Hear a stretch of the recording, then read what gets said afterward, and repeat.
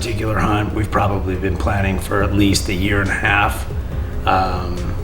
Really started talking about it about 3 years ago, and then nailed down a transporter that we could work with, and they could take us in, and now we're going. What I'm looking forward to, just everything. I'm just so ready to be out there, experiencing everything Alaska has to offer. Well, I would say, I've wanted to hunt moose my entire life. Watching, some of these movies or videos back in the day, Fred Bear and like Hunter's Horn and some of those older ones where they just, did these float hunts going in and, killing these just giant Alaskan moose, and the animals are just so big. So, I've been dreaming about this for my whole life, ever since I could walk, probably. The work has been more than I anticipated, to be perfectly honest with you.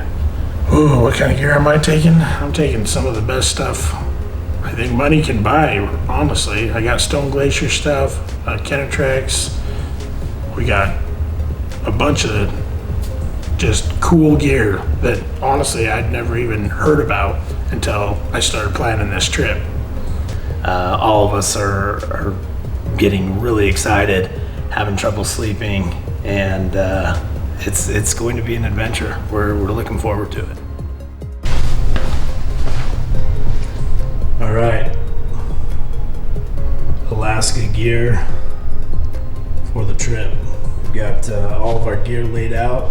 This is what we're taking. It doesn't look like that much once we've got it up here, does it? No, it does not. But yeah, that's 10 days worth of gear for Alaska, besides our food. Our food was shipped up there. So let's go through each one.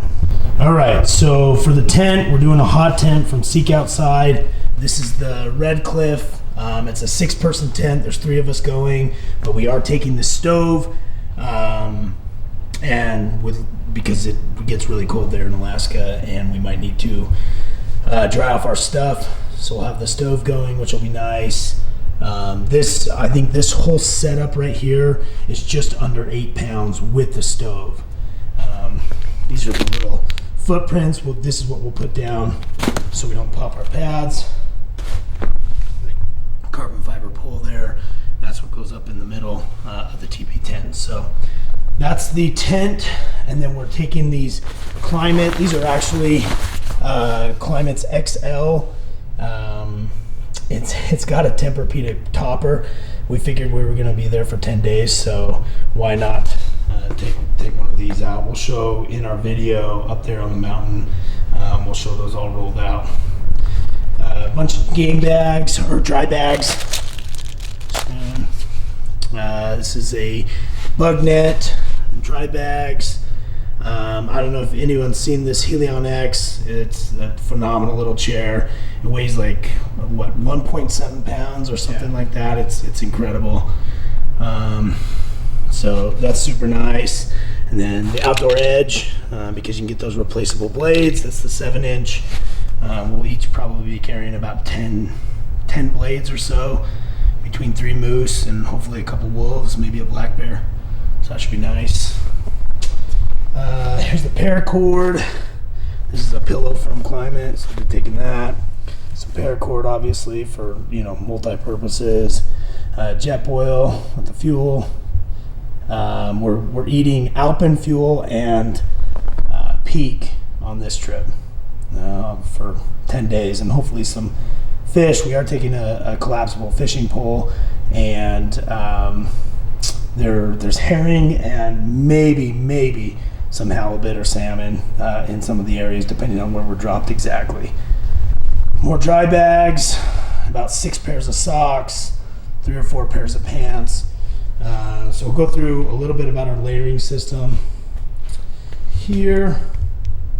All right, so here's the layering system that we'll be using. So this is the Chinook Merino hoodie. That's the Helio hoodie. It's a little bit heavier, so this is kind of a light base layer. This is a little bit heavier. We'll be using the SQ2 Alpine Gators. This is the M5 rain gear, and then that's the Grumman down jacket and the de Havilland pant. And then this is the Chilkoot 0 degree bag. And it's all super, super light and very, very versatile. So, that doesn't seem like that much for 10 days, but honestly, obviously I'll have some shirts in there and, maybe some base layer stuff, but really that's all I'm taking the whole trip. So if it gets really cold, you can layer up with these two and then put the Grumman on, which if you've ever tried, a down jacket, this is one of the best I've ever used. I've used a bunch of different from, Sitka, QU, and, these guys, and it's one of my favorite. It folds up into, like a 6-inch ball, and you can put it in your pack, and it is amazing. So you can layer up with those two, put this on, and then if you get wind, then you just put the M5 rain gear over that. So this stuff is legit. I wore it this spring on a bear hunt in northern Idaho and loved it. So I kind of used all this gear this spring, tested everything out, to my liking, and this is what I'm taking to Alaska. Absolutely, phenomenal gear. Okay, boots. We are taking each one of us have a pair of Kenetrek Mountain Extremes. I've used these boots before. They're phenomenal in pretty much every setting. These are 400 gram boots, so not extremely cold, but they hold up if it gets chilly out there. We got the Moose kit from Caribou Gear. For game bags, we'll probably go through that and decide exactly which ones you want, but where we're going, you've got to shoot a moose that's 50 inches or bigger or has 4 brow tines. So they manage it for, that older age class bull. So we know we're going to be getting a big bull, hopefully. This is a 5-gallon foldable water jug. So this folds up, and we're using this Catadine pump, so we'll be able to pull water right out of the river and fill up, and then we've got some Nalgene bottles over there that we'll be using. So trekking poles, and then let's see, there's some dude wipes on the ground over there. Definitely got to have those, especially with the freeze-dried food. This is the Cole 4800. So great pack. I used it this spring on my bear hunt. Had about almost 100 pounds worth of gear and meat, bear hide in the back, and couldn't believe how well held up. They've got a great belt system, and it's just super versatile. All the different things that you can add to it. It's got like a spotting scope pocket that I really like, and just how it works. And then the meat shelf is phenomenal. I think it'll work really well for moose, and we'll see when we get out there. But Stone Glacier, made in the USA, just one of my favorite products out there. So communication, we'll be using Bivy stick to get out there. They work with my company, Global Rescue, so if we have any incident, we can actually press the SOS button on their app and it will route to Global Rescue, and if we're in a sticky situation, those guys will get us out. So taking the marsupial pack, I've got Razor HD, UHD 10x50s in there. Are the binoculars that both Kurt and I will be taking, and Vaughn actually. So all three of us will have the same binos. This is a solar panel by Divvy, kind of a really cool little setup here. So we've got this, and then we've got Last Light. If you haven't used one of those, they're awesome. It's got a little light on it, and then it has a solar panel, and it's basically a charging or docking station that we can charge stuff. And then this little solar panel over here, just after reading some reviews, just a phenomenal little 28 watt solar charger by Big Blue. These are like $50 on Amazon, so very affordable, and they work wonders. They're really cool. And then we're taking, the Vortex. This is the 65. So not the smallest spine scope, but not the biggest either. So kind of met in the middle with weight and, bulkiness. We're each probably going to take 2 or 3 headlamps. This is a Petzl. I like it because it recharges. And then I've got some other ones that I use. And then let's talk guns. So this is the Glock. Which one is this one? 20? Glock 20? Yeah. Okay. So this is a Glock 20, 10 millimeter. So this is the bear round. That's up for debate. Everybody has their own opinion on what will take down a grizzly bear or a charging bear. But how many rounds does this get? 15 rounds. So 15 rounds, I mean, that's a lot. That bullet is it's subsonic, right? Yeah. Yep. So it's traveling super fast. That's why that 10 mil is so popular. It's because it'll hopefully get through that bear's skull. But hope we're not going to have that issue. Hopefully. We'll see what happens. So let's talk about this little device right here. If you haven't seen this, they are so cool. So this is a little pump for our pads. If you've ever worked with one of these bigger pads, they are a pain to blow up. So this little device right here by Flextel is awesome. I'll turn it on. So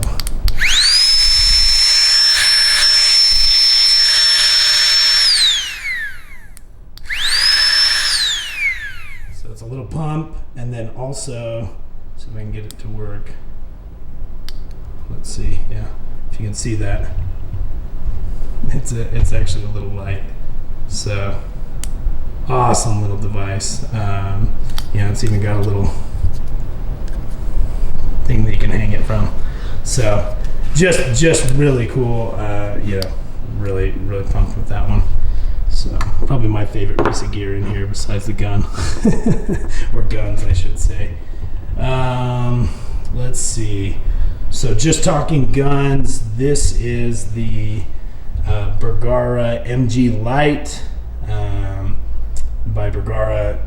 I've zeroed this thing. We shot it out to 1,000 yards.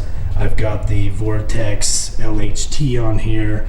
I've used this scope before, or the smaller one before. So this is the LHT 4.5 22 by 50, and love it. It illuminates. I love how it dials up. So sweet little setup. I think total for this entire setup on this gun, I'm under 8 pounds, which is pretty good. Maybe around 9, maybe closer to 9, but. Sweet little setup. I love it. I got this the Magpul bipod on there. There's others, again, up for debate, but that's what I'm going to be using. And then we've got this is a Bergara B14 in 300. This is Vaughn's gun. This is what he'll be shooting, and then he's got an NX8 9 Force on there. This isn't the lightest setup, but Vaughn's a big boy, and he's going to lug that thing around, and I think it'll be fine. Still pretty light after all is said and done. It's got that carbon barrel on there, and I think without the scope, that gun's about 7.2 pounds. So he's still really light. And then Kurt is using a Christensen Ridgeline. What kind of silencer is that? Silencer Co. Oh, it's a Silencer Co. So this is a 7 PRC with a Leopold. Let's see, this is a VX5 HD 4x20 by 52. So it's a 34 millimeter tube. So we were comparing the two, the LHT and the Leopold the other night.